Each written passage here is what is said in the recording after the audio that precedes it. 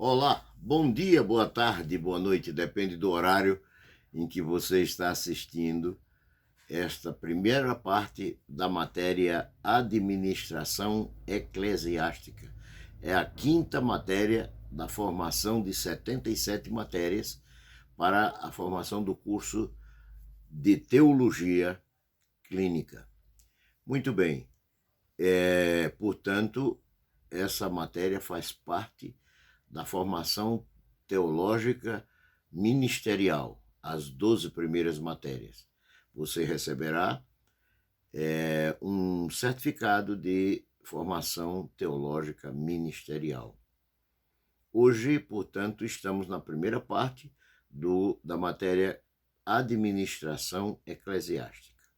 Comecemos, então, refletindo sobre o ministério das igrejas. Para ministro, o grego tem 4 vocábulos, que são hiperetai, leitorurgos e senorgon e diáconos. Estes 4 termos, eles estão espalhados no Novo Testamento grego cerca de 25 vezes e são citados com um desses termos gregos e traduzido para as nossas Bíblias como ministro ou ministério, né? O apóstolo São Paulo, ele traz também este termo usando sempre o diáconos, na maioria das vezes. E o próprio Jesus Cristo foi chamado de ministro. Portanto, o termo ministério que nós queremos definir trata-se de uma ação e não de uma instituição, seja ela nacional ou internacional. Mas pode ser aplicado, sim, em alguns casos, para uma instituição, desde que seja uma instituição eclesiástica, a formação de um grupo de igreja. No e-book, você vai ter muitas referências que vão te auxiliar a entender melhor isto. Por isso, eu te peço que aqui embaixo você vai encontrar o seguinte link, fatemipac.cursife.me. Você copia isso aí, abre uma janela no Google, depois desta aula, e você poderá fazer a matrícula do curso Administração Eclesiástica.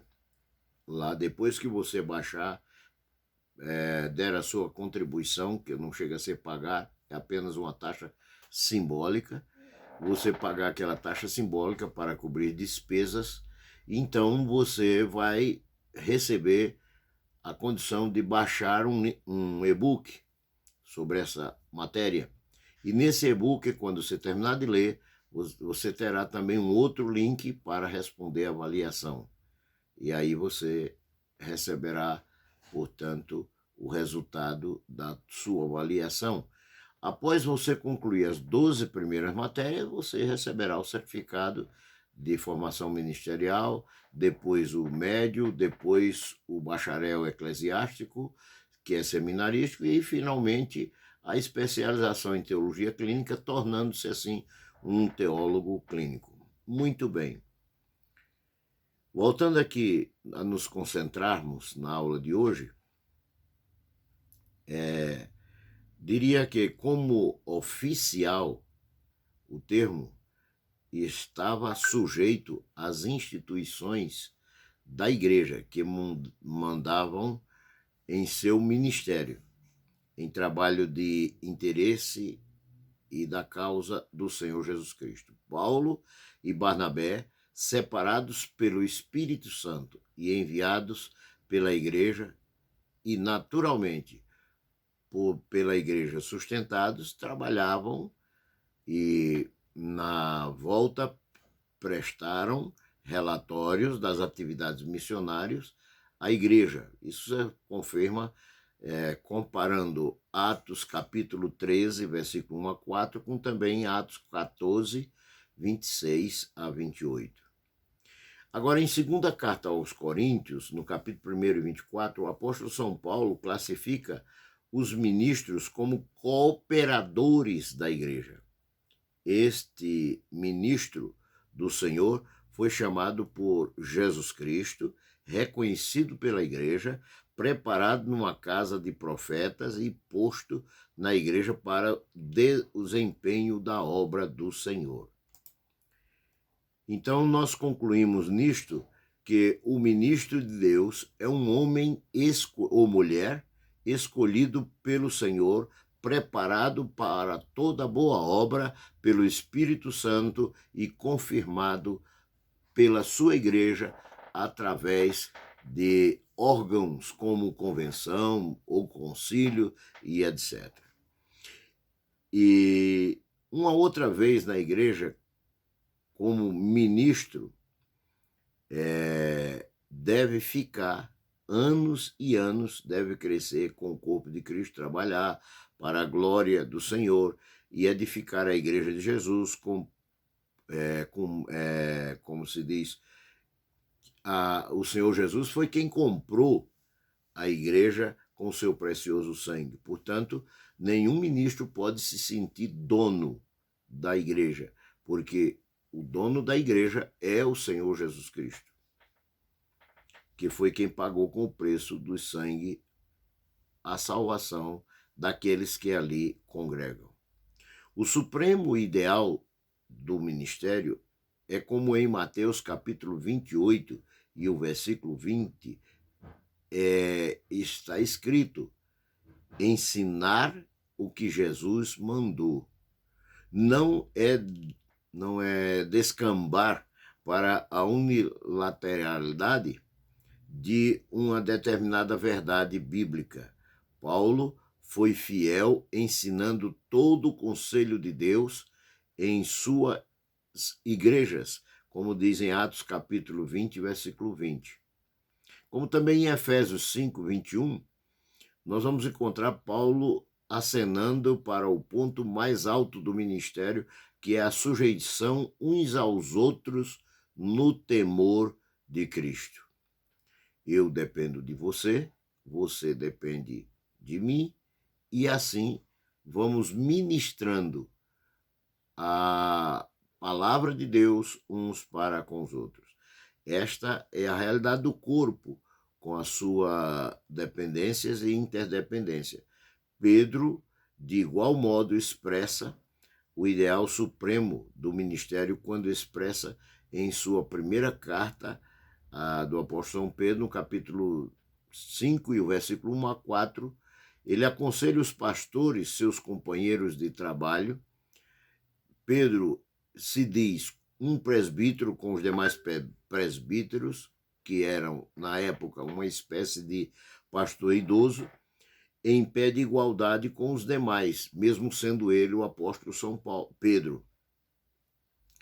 Devem os ministros pastorear o rebanho do Senhor com boa vontade e com amor, não com violência, nem com sorte da ganância.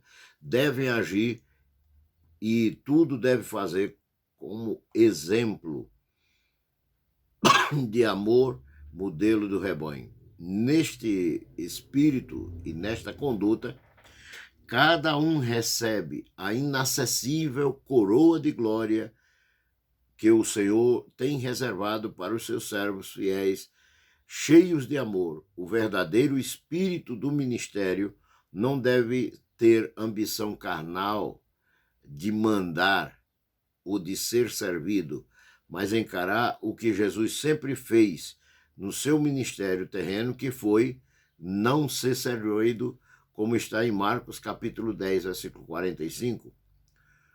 Os outros dois filhos de Zebedeu, que pediram diretamente, através de sua mãe, lugar de destaque no reino de Deus e do Senhor Jesus Cristo, ouvindo isso, os 10 se indignaram contra Tiago e João, porque eles estavam pedindo posição de destaque.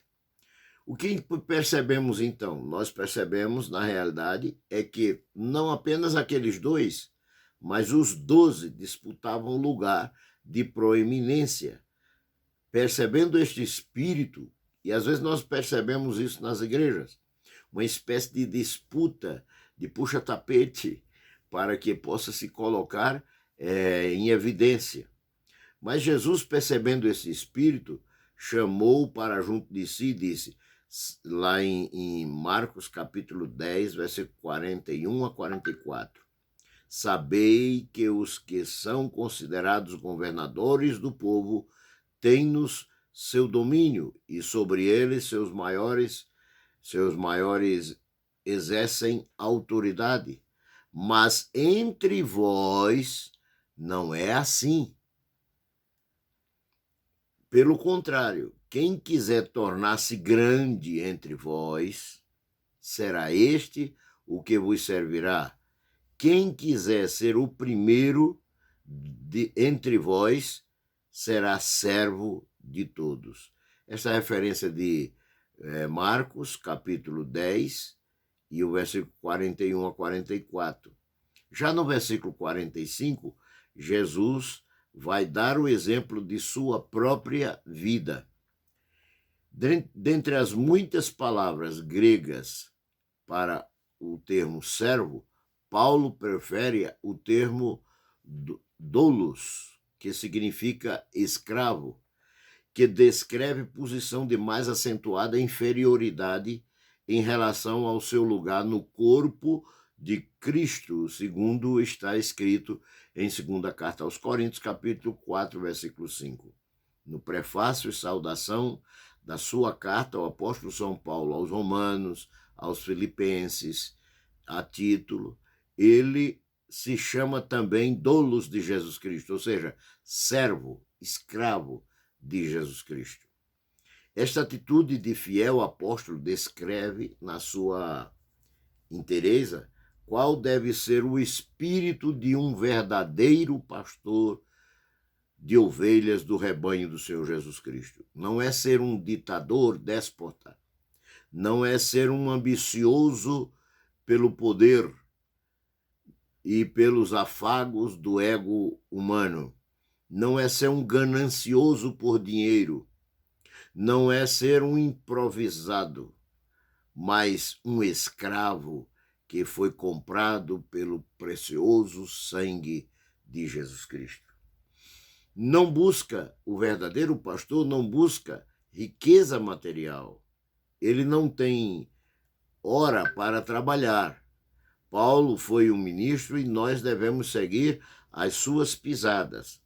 Ao concluirmos essa parte da nossa aula de hoje, nós queremos trazer a lembrança que o pastor é um servo do Senhor Jesus Cristo.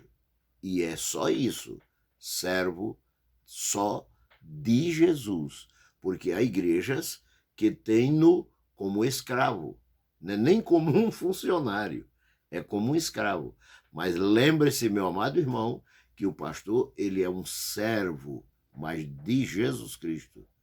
Ele não é um escravo da igreja, ele é um escravo de Jesus Cristo. O verdadeiro pastor depende 100% da obra do Senhor. Que Deus, o Pai em Cristo Jesus, no poder do Espírito Santo, te abençoe hoje e sempre. E até a próxima aula de administração eclesiástica, em nome de Jesus.